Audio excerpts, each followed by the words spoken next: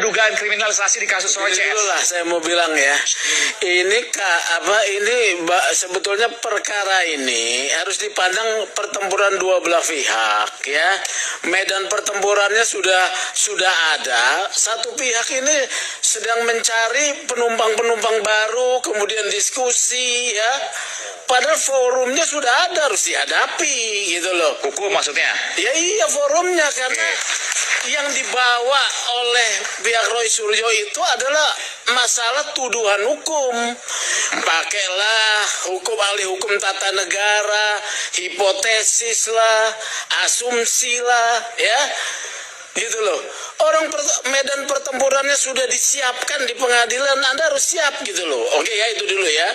Terlalu banyak diskusi. Yang kedua, kalau yang namanya harus siapa Gus Sugeng? Ya? Harus siapa? Nah, yang kedua nih, harusnya taburan. Ya, harusnya mereka mempersiapkan bahwa medan tempur itu sudah ada pakemnya, ya.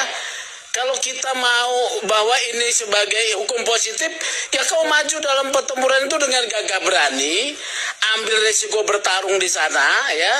Tidak kemudian dengan berdebat-berdebat yang tidak perlu menurut saya di timnya ya. Nah, sekarang kriminalisasi. Kriminalisasi itu sebetulnya kalau dalam istilah akademisnya itu adalah kewenangan negara untuk merumuskan perbuatan-perbuatan apa yang bisa kemudian dirumuskan sebagai perbuatan pidana. Di sini kalau mau dituduhkan tadi ya, itu sebetulnya misuse of criminal law ya, penyalahgunaan hukum pidana kalau mau dituduhkan ya. Tetapi menurut saya juga harus diperhatikan ya. Tadi kan ini ilmiah apa tidak nih perkara ini? Ini perkara ilmiah. Ya. Kasus Roy Suryo ilmiah? Ilmiah. Bukan penyebaran fitnah? Bukan, satu. Ya begini ya maksud saya. Kalau ilmiah nggak bisa diproses hukum. Tunggu dulu. Hukum pidana itu ilmiah tidak? Iya betul. Ilmiah hukum pidana. Salah satu teori hukum pidana itu menyatakan bahwa ini teori hukum pidana ya, yang dipidana adalah orang yang melakukan perbuatan. Jadi di dalam teori hukum pidana, siapa yang melakukan perbuatan memenuhi unsur delik bisa diminta pertanggungjawaban pidana. Itu ilmiah pertama ya. Ini adalah hukum material ya. Ilmiah keduanya bahwa untuk memproses tersebut harus ada hukum acaranya, yaitu KUHAP, sistem peradilan pidana ini. Ya, pihak Jokowi sudah menempuh itu. Pihak di sini masih diskusi mencari jalan tata negara lah, isu korupsi lah. Buktikan isu korupsinya biar juga diproses gitu loh. Jadi sistem peradilan pidana yang diatur oleh KUHAP yang kemarin ya, ini ilmiah. Ya, ilmiah sistem peradilan pidana di mana ada yang namanya due proses harus dihadapi. Baik, sebentar. Nah, yang ketiga nih saya mau tambahkan sedikit nih ya.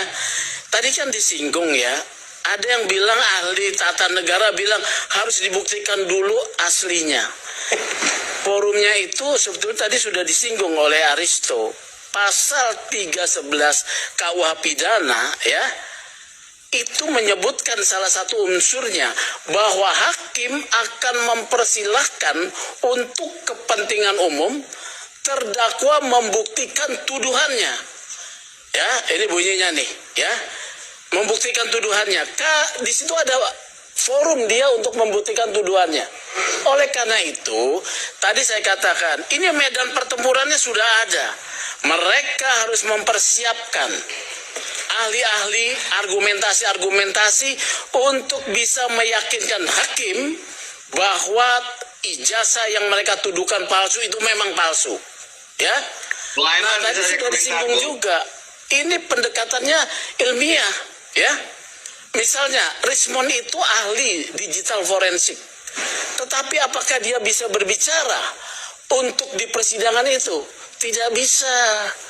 Karena kekuatan pembuktian seorang terdakwa nyaris tidak diperhitungkan. Dia harus menghadirkan, kalau perlu guru besarnya dari Jepang. Ya, yang mengajar dia. Ya, dia harus menghadirkan ahli lain untuk bisa membantah keterangan ahli dari polisi. Ini harus dipikirkan, bukan ahli tata negara, ya. Secara melambung-lambung ya. Karena nanti di dalam pledoinya itu hanya menjadi opening statement. Mau 2000 halaman, hakim bilang bahwa segala hal yang disampaikan dalam pendahuluan telah dibaca dan tidak mengenai pokok perkara. Selesai. Boleh saya komen? Silakan.